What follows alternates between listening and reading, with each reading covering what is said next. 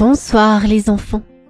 L'histoire de ce soir, écrite et réalisée par le monde des enfants, s'intitule « Le loup qui voulait croquer la lune ». Cette histoire aborde les thèmes de l'imagination, des rêves fous et de l'amitié, dans un style poétique, visuel, tendre et humoristique. Bien, sans plus attendre, nous allons débuter cette histoire. Les enfants, vous êtes-vous brossés les dents? Avez-vous enfilé votre pyjama? Avez-vous fait un gros câlin à vos parents? Bien. À présent, je vous invite à rejoindre votre petit lit, à attraper votre doudou. C'est parti pour notre histoire.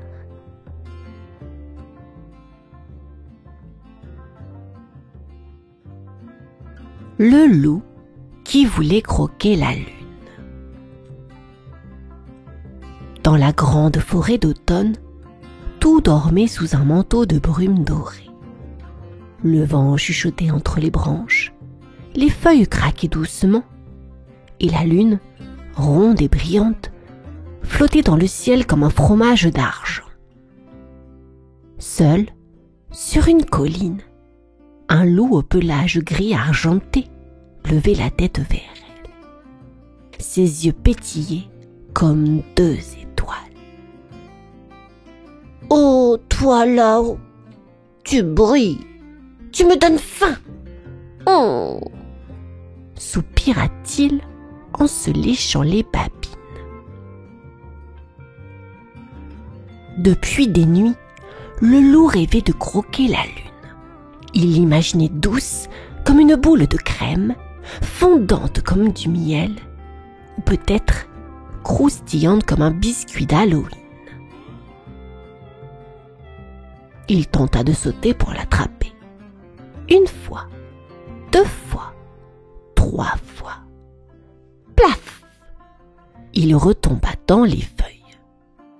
Le renard en passant ricana.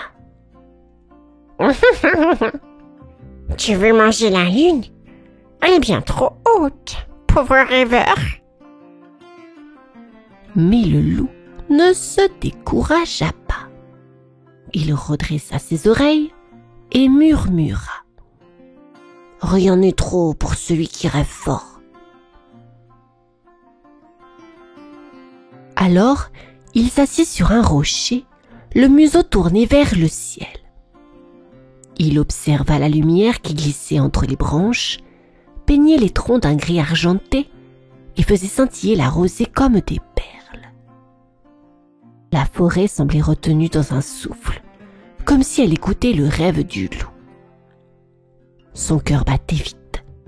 Il se sentait tout petit, mais aussi rempli d'une drôle de chaleur, celle qui naît quand on croit à quelque chose d'impossible.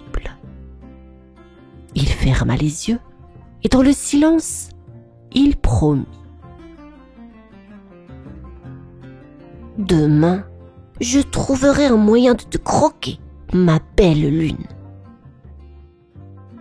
Et pendant qu'il s'endormait au pied de son rêve, la lune malicieuse semblait sourire dans le ciel, comme si elle attendait déjà de jouer avec lui. Le lendemain matin, la forêt s'éveilla dans une brume dorée. Le loup trottinait entre les feuilles rousses, le museau en l'air, le cœur encore plein de son rêve. Le soleil caressait doucement les arbres et l'air sentait la terre humide et la citrouille mûre. Il avait faim, bien sûr, mais surtout envie d'aventure.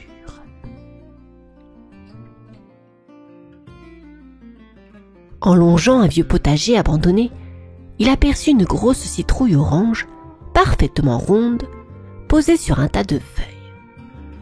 Ses reflets dorés brillaient au soleil comme une petite lune tombée sur terre. Le loup s'approcha, les yeux écarquillés.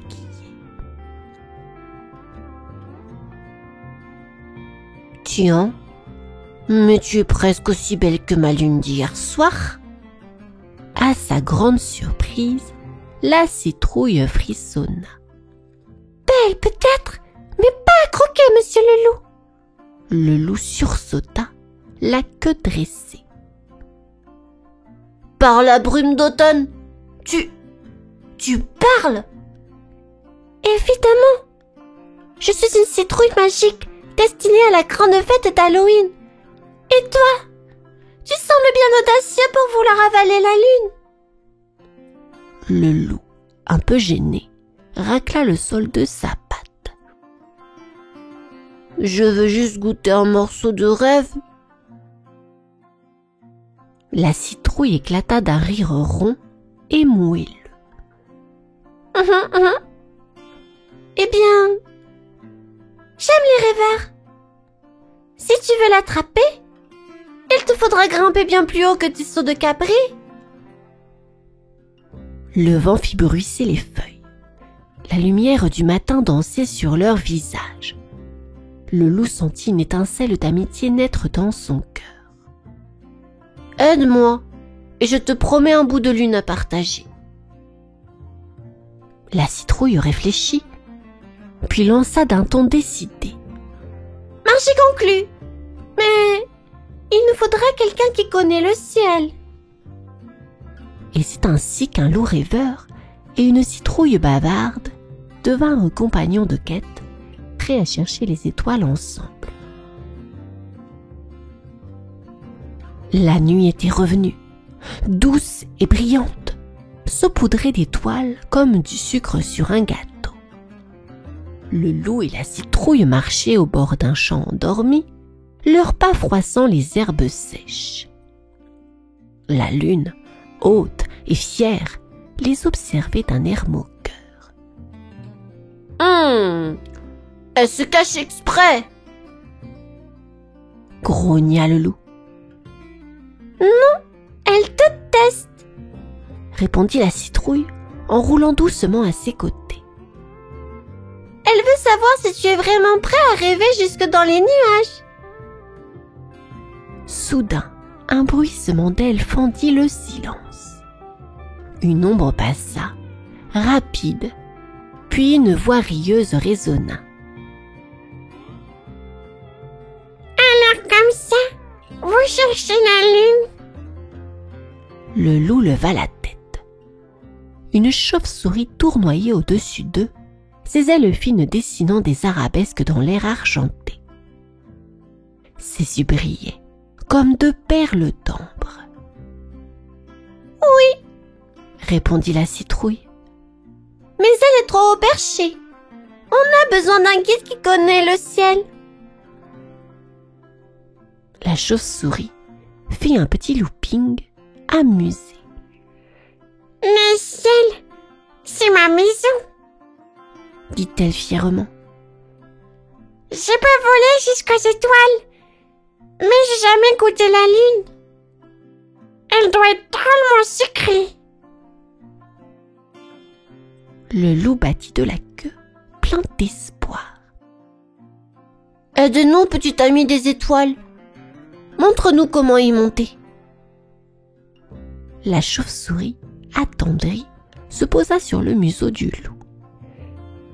D'accord, mais il vous faudra plus que du courage. Il existe une échelle de brume gardée par un vieux nuage grincheux. Si vous le trouvez, il vous prêtera peut-être ses marches de lumière. Le vent se leva, frais et parfumé de nuit. Le loup sentit son cœur bondir d'excitation. À trois, ils levèrent les yeux vers le ciel. Immense, mystérieux, plein de promesses. Et dans le scintillement des étoiles, l'aventure venait tout juste de commencer.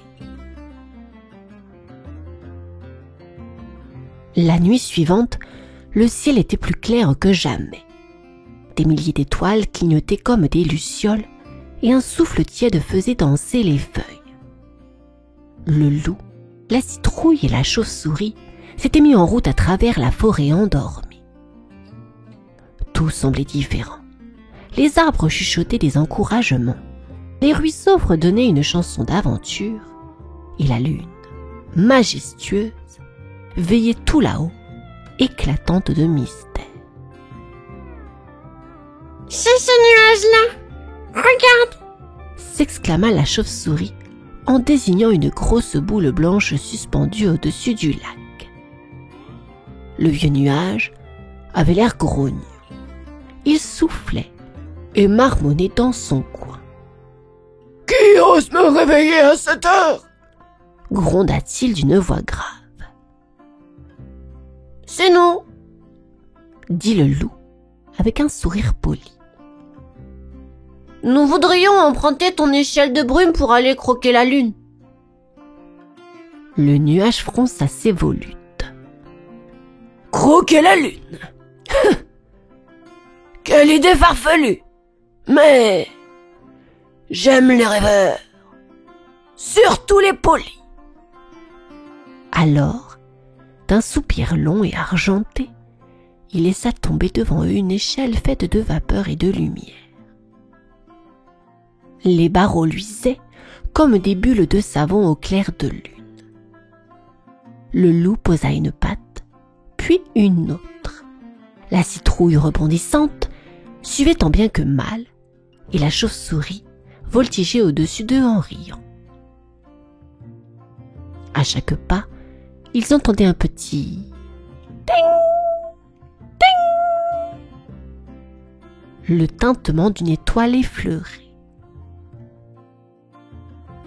Le monde au-dessous devenait minuscule, tout scintillant comme un rêve. Mais plus il montait, plus l'échelle tremblait. Le vent se mit à souffler, fort, capricieux. « Accroche-toi !» cria la chauve-souris. Le loup serra la citrouille contre lui, ses pattes glissant sur la brume. Une dernière bourrasque hurla. Crac! L'échelle se brisa dans une pluie d'étincelles argentées, et tous trois chutèrent dans le vide, portés par un vent fou. Ils fermèrent les yeux, priant pour que le rêve ne s'arrête pas là. Plouf! Un grand éclaboussement illumina la nuit. Le loup, la citrouille et la chauve-souris se retrouvèrent trempés, flottant au milieu d'un lac argenté. Autour d'eux, les vaguelettes miroitaient comme des morceaux de lune fondus dans l'eau. Le vent s'était calmé et la forêt, silencieuse, semblait retenir son souffle. Le loup, tout ébouriffé, cligna des yeux. « Mais on est où ?» La chauve-souris secoua ses ailes ruisselantes. « Dans le ciel tombé sur terre, on dirait. » La citrouille, flottant comme une petite barque orange, soupira. « Adieu, belle lune. Oh, nous étions si près. » Le loup baissa la tête. Son cœur battait lentement, lourd comme une pierre au fond de l'eau. Il regarda le reflet de la lune, ronde et parfaite, se dessiner sur la surface du lac. « Elle se moque de moi. Encore !» murmura-t-il tristement. Mais la citrouille éclata soudain d'un rire chaud et moelleux. « Non, mon ami, regarde bien, tu l'as déjà attrapé. » Le loup releva les yeux. Et c'est vrai, la lune était là, tout entière, dans le miroir du lac. Il s'approcha doucement, plongea le museau et mordit à l'eau scintillante. Des ronds de lumière s'éparpillèrent comme des confettis d'étoiles. « Elle a le goût du rêve !» s'écria-t-il, surpris. La chauve-souris rit de plus belle. « Elle et un beau celui du poisson. Alors, tous trois se mirent à croquer le reflet de la lune, éclaboussant la surface de rire et de lumière. Le loup sentait son cœur devenir léger, tout gonflé de joie et d'amitié. Au-dessus d'eux, la vraie lune brillait encore, bienveillante, comme si elle leur faisait un clin d'œil. Et cette nuit-là, le loup comprit que parfois, les rêves se réalisent autrement que prévu. Le matin se leva tout en douceur, doré comme un miel tiède. Le lac brillait encore d'un voile d'argent et la rosée perlait sur l'herbe comme des diamants endormis. Le loup ouvrit lentement les yeux. Il avait dormi sur la berge, la tête posée contre la citrouille, tandis que la chauve-souris ronflait suspendue à une branche. Un rayon de soleil caressa son museau. Le loup bâilla longuement et leva les yeux vers le ciel. La lune avait disparu. À sa place, un grand soleil rond s'étirait dans l'azur. Il sourit. « Elle s'est peut-être cachée pour digérer nos rêves. » murmura-t-il en riant doucement. La citrouille cligna ses yeux de lumière. « Eh bien, mon cher loup, tu n'as pas croqué la lune, mais tu as goûté à mieux. La folie des rêves et le rire du ciel. » La chauve-souris, encore un peu endormie, ajouta. « Et tu as trouvé 2 amis pour voler un peu plus haut que son ombre. » Le loup sentit une chaleur lui monter au cœur. Il repensa à leur saut maladroit, à l'échelle de brume, au goût d'eau argentée. Il se rendit compte que la vraie lune n'était pas dans le ciel, mais dans leurs souvenirs, dans chaque éclat de rire, dans chaque goutte de lumière partagée. Il se leva, secoua sa fourrure et observa ses amis.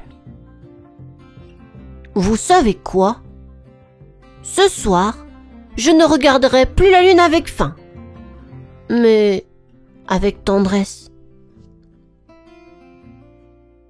Alors qu'il reprenait le chemin de la forêt, la brume du matin s'élevait doucement autour d'eux, dessinant des formes rondes et lumineuses dans l'air. On aurait dit que la lune, là-haut, les suivait d'un œil complice. Et au fond du cœur du loup, une petite voix murmurait. « On ne croque pas la lune, on la rêve ensemble. »